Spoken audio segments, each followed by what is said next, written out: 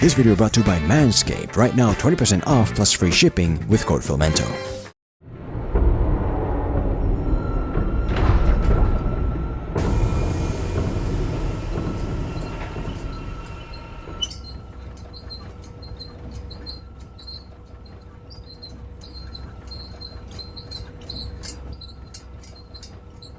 Just wait.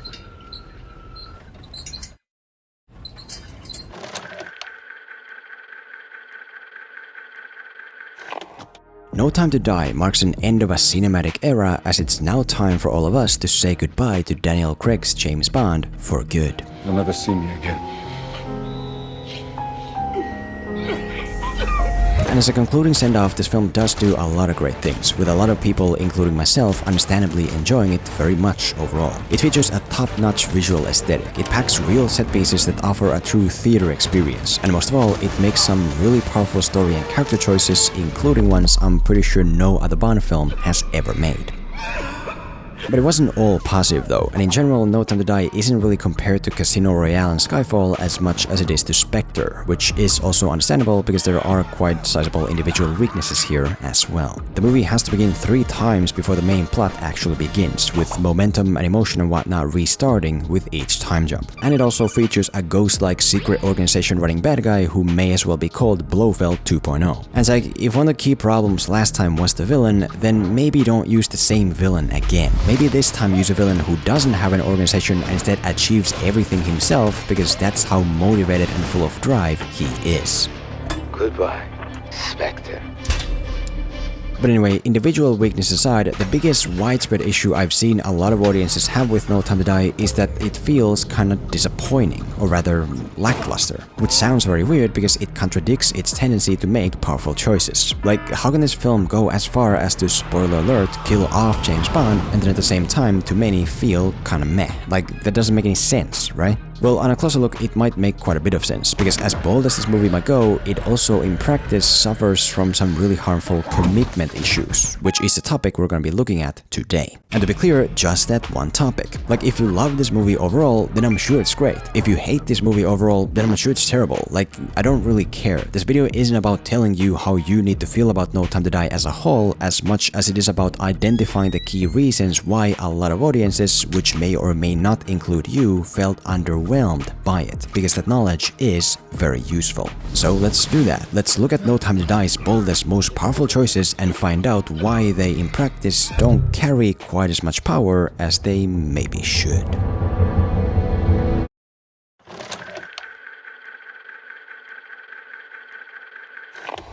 The first lackluster problem with No Time to Die is that a lot of its choices come off as conveniences that occur because the story needs them to occur. Bye, have a great time. To introduce what I mean with this, look at for example the opening, where Bond goes on his first retirement vacation with his newfound love from the last movie, Madeleine Swan. Essentially, Madeleine wants Bond to visit the grave of his old Casino Royale love, Vesper Lynd, to say goodbye so that they can truly leave the past behind and begin their future, which is a very somber moment until it isn't. Right, so it turns out it was a trap set by Spectre, which Madeleine might have been part of, because that's what a bad guy says. Madeleine, she's a daughter of Spectre. And also because Blofeld calls Madeleine to congratulate her. It's Blofeld, my love. Your father would be so proud of you. Bravo. All of which leads to Bond realizing that he was betrayed by her and leaving her for good, which functions as the foundation for the movie. This is it. You'll never see me again. And as dramatic as this beginning shakeup might be, really think about the way it happens and the way Bond reacts. How did they know I was here? He doesn't even acknowledge the possibility that Spectre might have been monitoring the grave of his old love, which he even sees clues alluding to. He doesn't even entertain the probability that Blofeld wants to ruin his relationship with his new love, because why would he just be calling to congratulate her on a job well done when the job isn't even done? Like, overall, Bond pretty much disregards everything he went through in Spectre. It was all me, James, the author of all your pain. And instantly turns on Madeleine without any real evidence or evidence of motivation, as if he's just looking to play the victim instead of even trying to resolve the issue. All of which feels less organic to the story and more like an artificial occurrence that the story needs to occur. Madeleine didn't do a thing. It was all me. I knew you'd come visit it. I just needed to wait for the bon moment. Okay. And maybe you don't see it this way yet, because maybe the wound left by Vesper justifies Bond acting irrationally in the moment. But keep your eyes open and you'll find the same repeating in bigger and smaller ways. We have Blofeld testing out his super deadly poison for the first time in a party that includes all his Spectre agents just to kill Bond in a cool way, which then of course goes wrong and kills the entirety of Spectre. Spectre's dead. Who's dead? All of them.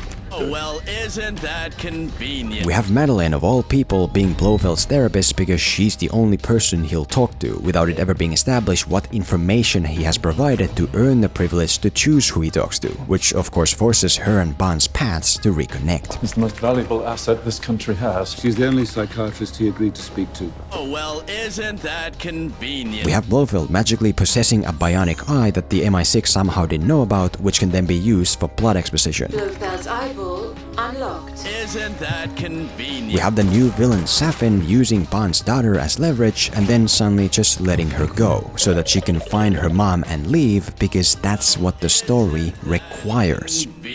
But the best example of what I'm getting at is the ending, where Bond essentially has infiltrated Safin's poison factory and then orders an airstrike to destroy it right now because there's a buyer coming in minutes, and so there's no time to wait because this stuff cannot leave the island. Our uninvited guests are 15 minutes away. The missiles will take about 9 minutes from launch. Launch the missiles.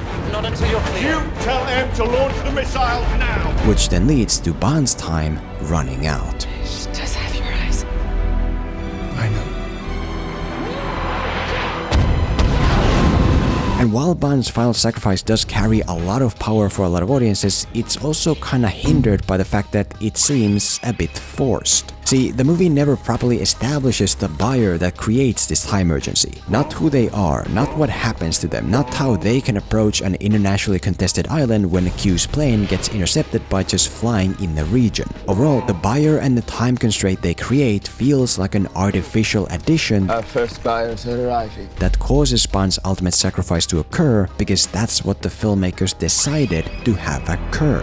Oh, well, isn't that convenient? And again, yes, there is still power here. There is the fact that Bond got poisoned, which I'll get to later. But the main point is that if the audience in the back of their head feels that something happens because the movie verbally decides that's what's happening now, it is going to take away from it. If you do something, it has to be an inseparable organic part of the story, and not a convenience for the story. Hack into Blofeld's bionic eye. See what you can find. Oh, well, isn't that convenient?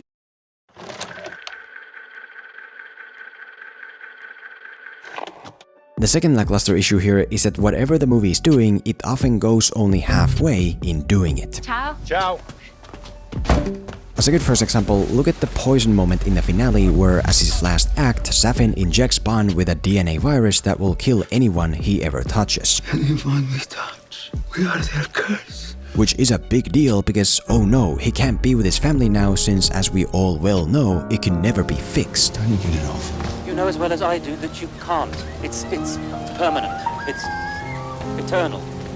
But the thing is that we don't really know, because although the film did a great job of establishing the poison's effect and how it spreads, it then kinda just stopped there. Like, we never get a scene where the MI6 tries or has tried to actually remove the poison from an infected person, only to then quarantine them from their family forever because it's not possible. No, all we get is that Q looks at a monitor and is then like, yeah, no. How do I get this off? Oh, you don't, you can't. Nanobots aren't just for Christmas. And so when the movie at the end says the poison is eternal, we have no evidence to believe it, which again adds to that futile feeling of, does Bond really have to die here? Just get off that island. Do it! Do it! Come on! Come on! Do it now!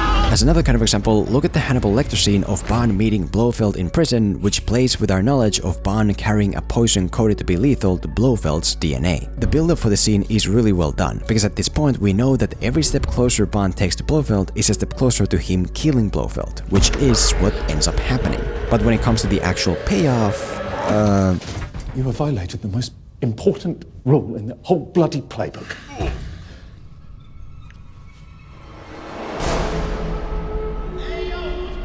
Yeah, the big payoff to all this buildup is that Bond looks over and Blofeld is just dead, without any commotion or consequences, which can easily feel like a waste. Like, imagine if instead of just gracefully dying, Blofeld begins to itch and groan and then realizes in horror that he's been infected and suffers an agonizing, pitiful death as nobody there can help him. Not only would that be an actual payoff, it would also use Blofeld's value to elevate Safin. Since if Blofeld is the ultimate Bond bad guy and this new bad guy makes him die like a little bitch, then he must be a big freaking deal. And whether reducing Blofeld's image is a good idea or not, the main point I want you to take is that the movie creates all this build-up and then just stops at the payoff line without really doing anything. And again, you'll find bigger and smaller instances of the same thing. We have Ana de Armas showing up to shine in one sequence and then just vanishing. We have Madeleine lying about her kid not being Bond's without offering any kind of evidence to back it up. She's not yours. She's not yours. Which defeats the whole purpose of lying because everyone knows it's his kid. We have Madeleine's biggest secret of all time, and when her secret finds its way out, it'll be the death of you. Which turns out to be that her dad killed some people and now someone wants revenge. Me. And it's like, oh wow, I would have never guessed that from a daughter of a Spectre agent. What a secret. But to really see the extent of this issue, just look at the new villain, Safin. Initially, he has a very strong motivation of getting revenge on Spectre for killing his family, but then he immediately just accomplishes that and turns into a generic god-complex bad guy who wants to control life and death. We want to be told how to live and then die when we are not looking. So here I am, their invisible god. Which is not only ironic because he's selling his godly weapons to whatever buyers, First buyers are arriving. but also overall pretty superficial because it's never established what exactly is the problem he, in his mind, is trying to solve. This can't just be Spectre. There are thousands. Who are they? They're in categories. I'm gonna need more time to organize. It's like, if you're gonna do something, then do it. Don't just have Safin say that he loves Madeleine and then have him pay less interest in her than her kid, until he loses all interest in the kid as well. You're broken. I don't want to play with you anymore. Instead, make the whole movie be about Safin stealing MI6's unreliable DNA superpoison and unleashing it to take revenge on all Spectre agents and their families around the world, regardless of collateral damage. Make Safin's relationship with Madeleine be about his inability to create a family due to what her dad did to him. He wants her and her kid as his family because that's what she owes him. Make that Madeleine's big secret that she was really hiding from in the last movie. That the reason she can't just let go of the past and happily be with Bond is because she knows that she's already promised to someone else from her past who will come now that she's out of hiding. Or don't, maybe that's a bad idea. Just whatever you do, be specific about it and go all the way. Because otherwise, you might not be doing much of anything. And after Blofeld, what do they want? I would imagine world leaders, innocent civilians, you know, that sort of thing. Just the usual. Just the usual.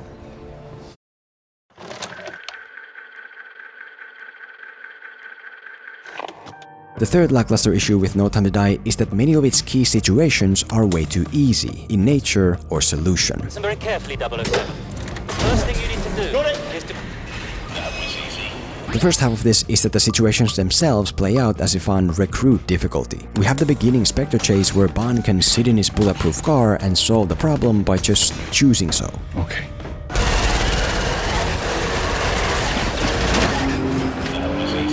We have the forest shootout where the bad guys drive to their own deaths as if they got their licenses out of a cereal box.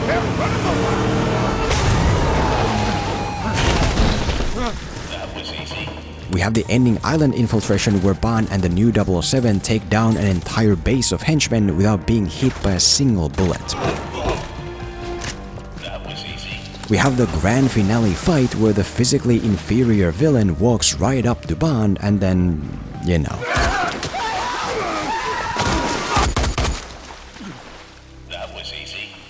And while you obviously do want a hero like Bond to be skilled and suave in the way he solves obstacles, you also gotta remember that if you don't present your situation seriously, the audience won't take them seriously. Like, it's a bit difficult to believe this is some big Spectre meeting with all the high-ranking Spectre agents when Bond and Ana de Armas can just waltz in for free. Like in the last movie, the bad guys also knew Bond was coming, but their meeting was still presented in a way that the audience can take their super secret organization as a big deal. Same with the shootout sequence right after. It's difficult to invest in Bond and Ana de Armas' fight when that fight is so easy that they can stop for drinks in the middle. Salute.